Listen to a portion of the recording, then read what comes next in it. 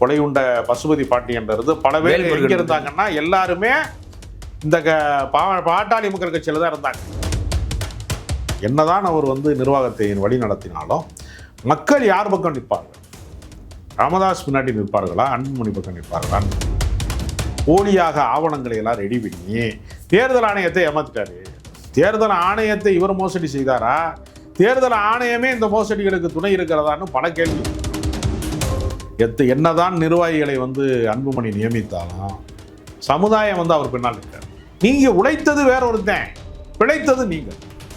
அப்ப நீங்க பாஜகவினுடைய ஒரு ஊதுகுழலாக மாறி சமுதாயம் முழுக்க முழுக்க ராமதாஸுக்கு பின்னால் தான்.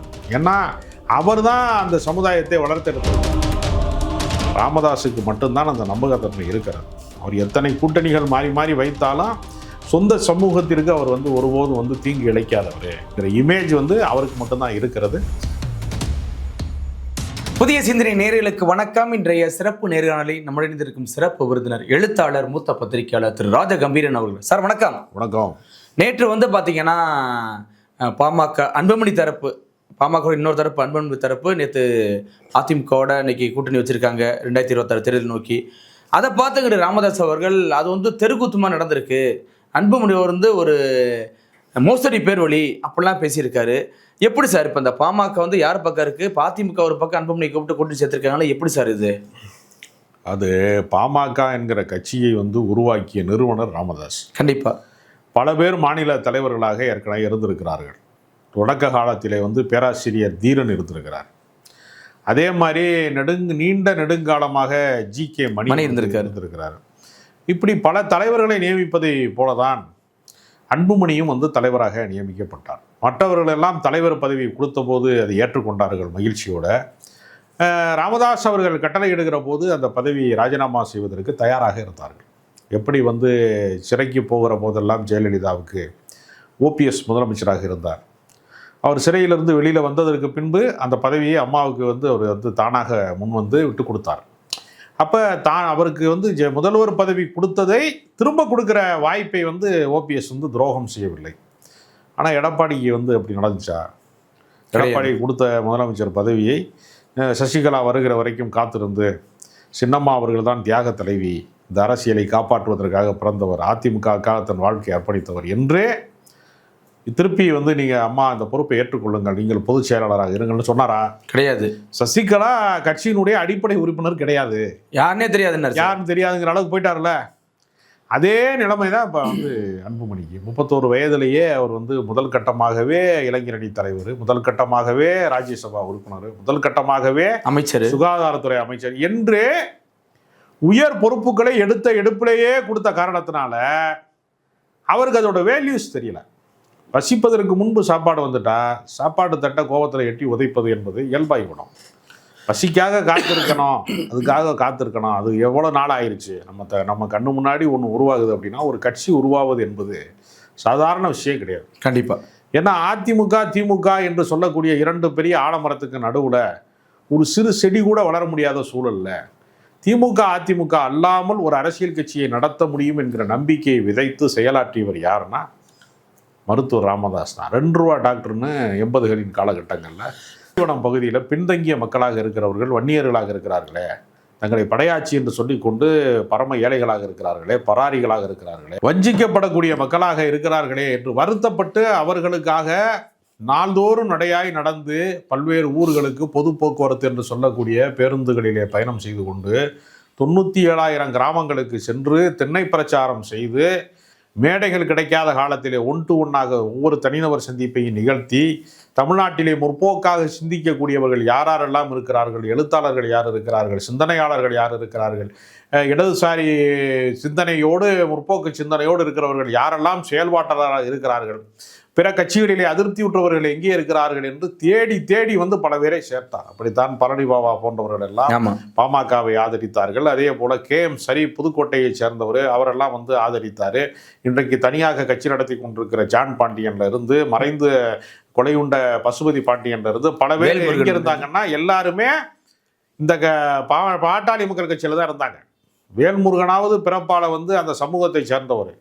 பசுபதி பாண்டியனும் ஜான் பாண்டியனும் KM ஷெரீப்பும் பழனி பாபாவும் வன்னியர்கள் கிடையாது, கண்டிப்பா வேறு சமூகத்தை சேர்ந்தவர்கள்.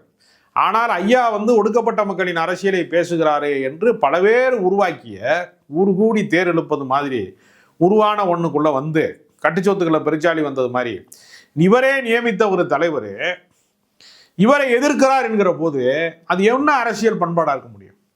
நீங்க அன்புமணியே ஒரு கட்சியை உருவாக்கி, அன்புமணியே வழி நடத்தி, அன்புமணியே பயணப்பட்டு பொதுக்கூட்டங்கள் நடத்தி, போராட்டங்கள் நடத்தி, பேரணிகள் நடத்தி, துப்பாக்கி சூட்டுக்கு ஆளாகி பல தியாகங்களுடைய தழும்புகளை சுமந்து வந்து இந்த கட்சியை அவர் நடத்தினார்னா அவர் சொல்லலாம் எனக்கு தான் கட்சி சொந்தம்.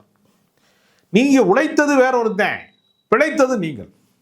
அப்ப நீங்க வந்து பாஜகவினுடைய ஒரு ஊதுகுழலாக மாறி உத்தரப்பிரதேசத்தில் வந்து ஒரு இது வந்து நீங்கள் மருத்துவக் கல்லூரி கட்டுவதற்கு, இந்தூர் என்கிற இடத்துல நீங்கள் மருத்துவக் கல்லூரி கட்டுவதற்கு நீங்கள் முறைகேடு செய்தீர்கள், பல நூறு கோடிகளை நீங்கள் வந்து முறைகேடாக பெற்றிருக்கிறீர்கள் என்ற குற்றச்சாட்டுக்கு சிபிஐ வழக்கு போடுகிறது, பாஜக அதை கையில் வைத்திருக்கிறது. அவர்கள் மிரட்டுகிறார்கள் என்பதற்காக பாஜகவினுடைய கைப்பாவையாக அன்புமணி மாறிவிட்டார் என்பதனால தான் இந்த அரசியல் கட்சி பின்னடைவை சந்திக்கிறது. ஒரு மாநில கட்சி தேசிய கட்சியை தேவைகளுக்கு பயன்படுத்தி கொள்வது, அதிகாரத்தை வந்து நிரப்புவதற்காக பயன்படுத்தி கொள்வது என்பது வேறு, ஒட்டுமொத்த கட்சியையுமே கொண்டு போய் கரைத்து விடுவது என்பது வேறு.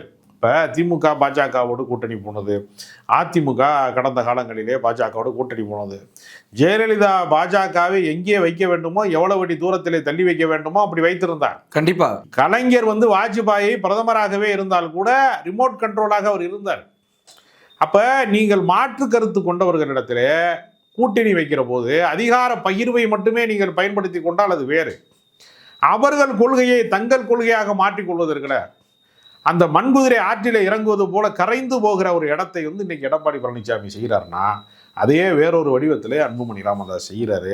அதனால கட்சி அவர் கட்சி கிடையாது. கட்சியில் அவர் நியமிக்கப்பட்டார் 2022 அவர் பொதுக்குழு செயற்குழுலாம் கூடி அவரை தலைவர் ஆக்குறாங்க. 2025 முடிஞ்சிருச்சு பதவி, 3 ஆண்டு தான் பதவி, 3 ஆண்டுல முடிவுக்கு வந்துருச்சு. ஆனா இவர் என்ன சொல்றாரு, நான் தேர்தல் ஆணையத்தில் போய் 2022 நிர்வாக குழு கூடலை, பொதுக்குழு கூடலை, 2023 தான் கூடுச்சு, அதனால எனக்கு பதவி 2026 வரைக்கும் இருக்கு என்று போலியாக ஆவணங்களை எல்லாம் ரெடி பண்ணி தேர்தல் ஆணையத்தை ஏமாத்திட்டாரு. தேர்தல் ஆணையத்தை இவர் மோசடி செய்தாரா, தேர்தல் ஆணையமே இந்த மோசடிகளுக்கு துணை இருக்கிறதான்னு பல கேள்வி இருக்கு. கண்டிப்பா. அதனால இது வழக்கு உச்சநீதிமன்றத்துக்கு போய்விட்டது. யாருக்கு சின்னம் சொந்தம், யாருக்கு வந்து இந்த கட்சி சொந்தம் என்பதை தீர்மானிக்காத ஒரு இடம் இதில் இருக்கிற போது எப்படி போய் நீ பேச்சுவார்த்தை பண்ணுவேன்னு ராமதாஸ் கேட்குறாரு. எப்படி இல்லை, இப்போ இவர் தான் பேச்சுவார்த்தை பட்டான்னா திரு எடப்பாடி அவர்கள் தெரியாதா அப்படிங்கிறாரு. ஏன்னா பாமகோடைய அந்த அறிக்கையிலே இருக்கு, அந்த பைலாவிலே இருக்கு, விதி எண் 13 கீழ் நிறுவனர் வந்து எதா இருந்தாலும் கேட்கணும், நிறுவனத்தை கேட்டுதான் எந்த ஒரு முடிவு எடுக்கப்படும் அப்படின்னு சொல்லி அவரே சொல்றாரு. அப்படிங்கும் போது திரு எடப்பாடி அவர்கள் தெரியாதா சார்? எப்படி சார்? எடப்பாடிக்கு தெரியாமல் இருக்கலாம் வாய்ப்பு இல்லை, எல்லாமே தெரியும். கிடைத்த வரைக்கும், அதாவது எரியிற வீட்டில் அழுற வரைக்கும் லாபம்னு சொல்லுவாங்கல்ல, அது மாதிரி பாமக சண்டை போட்டு கொண்டாலும் கூட திமுக ஆதரவு நிலைப்பாட்டிலே வந்து ராமதாஸ் இருக்கிறார், திமுக அரசை பாராட்டுகிறார். அதனால் அவர் நம் பக்கம் வரமாட்டார், பாஜகவுக்கு எதிராக பேசுகிறாரு. அதனால் நம்ம ஏன் பயன்படுத்தி கொள்ளக்கூடாது என்கிற தந்திர நடவடிக்கையில் தான் வந்து அன்புமணியை வரவேற்கிறார். அதோட அன்புமணி என்ன நிலைமையில் வந்து மாட்டிக்கிட்டு பாஜக சிபிஐ விசாரணைக்கு மாட்டிக்கிட்டு முடிக்கிறாரா, அதே நிலைமையில தானே எடப்பாடி இருக்காரு. கண்டிப்பா 2 பேருடைய நிலைமையும் ஒரே நிலைமை தானே, கட்சி தான் வேற வேற, பிரச்சனை ஒன்று தானே, 2 பேருக்குமே பாஜக தான் பிரச்சனை. பாஜக விரித்த வலைக்குள்ளே மாட்டிக்கொண்டோம், நான் மட்டும் மாட்டிக்கிறதா, நீனும் மாட்டிக்கிட்டா நல்லா இருக்குங்கிற மாதிரி. இந்த ஃபெயில் ஆனவங்கெல்லாம் என்ன செய்வாங்கன்னா, பக்கத்து வீட்டுக்காரன் பாஸ் ஆகிட்டானான்னு கேட்பாங்க, கரண்ட் போயிடுச்சுன்னா எதிர்த்த வீட்டில் கரண்ட் இருக்கான்னு கேட்பாங்க. அது மாதிரி இவர் கட்சி பியூஸ் ஆன நேரத்தில் பாமகவும் உடைஞ்சு கிடக்கு, அதிமுகவும் உடைஞ்சு கிடக்கு, ஒருவருக்கு ஒருவர் ஆறுதலாக இருக்கிறார்கள் அப்படிங்கிறத தான் நம்ம பார்க்க வேண்டியது. கண்டிப்பா சார். ஆனால் இப்போ அவர் ராமதாஸ் ரொம்ப ஃபீல் பண்ணுறாரு சார். கடந்த முறை செயற்குழு கூட்டத்தில் அழுதுருக்காரு, நான் வந்து ஒரு வளர்ப்பு தப்பா வளர்த்துட்டு மவனை அப்படின்னு சொல்லி அழுதுருக்காரு சார். எப்படி சார் இது வந்து தேர்தல் சமயத்தில் பிரதிபலிக்குமா? அதாவது தேர்தலில் இது என்னவாக பிரதிபலிக்கும்னா, என்னதான் நிர்வாகிகளை வந்து அன்புமணி நியமித்தாலும் சமுதாயம் வந்து அவர் பின்னால் இருக்காரு. சமுதாயம் முழுக்க முழுக்க ராமதாஸுக்கு பின்னால் தான் இருக்கும். ஏன்னா அவர் தான் அந்த சமுதாயத்தை வளர்த்தெடுத்திருக்கிறார், அவர் தான் நீண்ட நெடுங்காலமாக 40-50 ஆண்டுகளுக்கு மேலாக உழைத்திருக்கிறார். ஆனால் உழைப்புக்கு பின்னால் தான் சமூகம் நன்றி காட்டுமே தவிர, அபகரித்து கொண்டவர்கள் பின்னால், ஆட்டையை போட்டவங்க பின்னாடி, பாதி வழியிலே வந்து கட்சியை வந்து பறித்து கொண்டவர்களுக்கு பின்னாடிலாம் நிச்சயமாக சமுதாயம் நிற்காது. அன்புமணிக்கு வந்து பாடம் கற்பிப்பதற்கு வன்னியர் சமூகத்தின் மக்கள் வந்து தயாராகி விட்டார்கள். ராமதாஸுக்கு மட்டும்தான் அந்த நம்பகத்தன்மை இருக்கிறது. அவர் எத்தனை கூட்டணிகள் மாறி மாறி வைத்தாலும் சொந்த சமூகத்திற்கு அவர் வந்து ஒருபோதும் வந்து தீங்கு இழைக்காதவர், அவர்களுக்காக தியாகம் செய்தவர் என்கிற இமேஜ் வந்து அவருக்கு மட்டும்தான் இருக்கிறது. ஒரு வயதான காலத்தில் அவர் உடல்நிலை வந்து ரொம்ப மோசமாக இருக்கிற ஒரு காலகட்டத்தில் அவருடைய மனவேதனையை படுத்துகிறாரே என்ற அடிப்படையில் மக்கள் ஒருபோதும் அன்புமணியை மன்னிக்க மாட்டாங்க. வன்னியர் சமூகம் வந்து அதை ஏற்றுக்கொள்ளாது. ஆனால் கடந்த கால வரலாறு இருக்கு சார். இப்போ இதே அதிமுக நடந்த சம்பவம் நீங்களே சொன்னீங்க. சசிகலா அவர்கள் எடப்பாடி அவர்கள் முதல்வராக்குனாங்க. ஆனால் வந்த பிறகு ஏற்றுக்கலை, திரு எடப்பாடி அவர்கள் சேர்த்துக்கல, யாருன்னே தெரியாதுட்டாங்க. ஆனால் எடப்பாடி அவர்கள ஒரு தலைமையில் ஏற்றுக்கிட்டாங்களா சார்? மக்கள் ஓட்டு போட்டு எலெக்ஷன் சந்திச்சிருக்காங்க. எடப்பாடி அது மாதிரி மாற வாய்ப்பு இல்லையான்னு கேட்குறேன். எடப்பாடிக்கு பின்னாடி இருக்கிற சமூகம் வேறு, சசிகலாவுக்கு பின்னாடி இருக்கக்கூடிய சமூக அமைப்பு என்பது வேறு. முக்குளத்தோர் சமூகத்தினுடைய முன்முயற்சியில் நீண்ட நெடுங்காலமாக அதிமுகவை வந்து முக்குளத்தோர் சமூகம் தான் இயக்குகிறது, சசிகலா தான் இயக்குகிறார் என்றொரு கருத்து இருந்தது. ஆமாம். அதற்கு நேர் மாறாக கொங்கு மண்டல பகுதியிலே போய் கவுண்டர்கள் கட்சியாக மாறுவதற்கான வாய்ப்பை சசிகலாவே ஏற்படுத்தி கொடுத்தார். வேறு வேறு சமூகம் என்பதனால ஒரு சமூகம் கைவிட்டாலும் இன்னொரு சமூகம் அவரை வந்து காப்பாற்றுகிறது. ஆனால் ராமதாஸ் அன்புமணி பஞ்சாயத்தில் 2 பேருக்கும் ஒரே சமூக பின்னணி என்பதனால, ஒரே குடும்ப பின்னணி என்பதனால இந்த தனிப்பட்ட ஆதரவாளர்களை தக்க வைத்துக் கொள்வது என்பது எடப்பாடிக்கு இருக்கிற ஆதரவை போல அன்புமணிக்கு ஒரு ஆதரவை உருவாக்குவது என்பது முடியாது. கடினங்கிறீங்களா? மிக கடினமான விஷயம். என்னதான் அவர் வந்து நிர்வாகத்தை வழி நடத்தினாலும் மக்கள் யார் பக்கம் நிற்பார்கள்? ராமதாஸ் பின்னாடி நிற்பார்களா, அன்புமணி பக்கம் நிற்பார்களான்னு பார்க்கும்போது அன்புமணியை உருவாக்கியவர் பக்கம் தான் நிற்பாங்க, கட்சியின் நிறுவனர் பக்கம் தான் நிற்பாங்க. அன்புமணி பக்கம் ஒருபோதும் நிற்க மாட்டாங்க. கண்டிப்பாக சார். பொறுத்து இந்த பக்கம் என்ன நடக்குதுன்னு. மிக்க நன்றி சார்.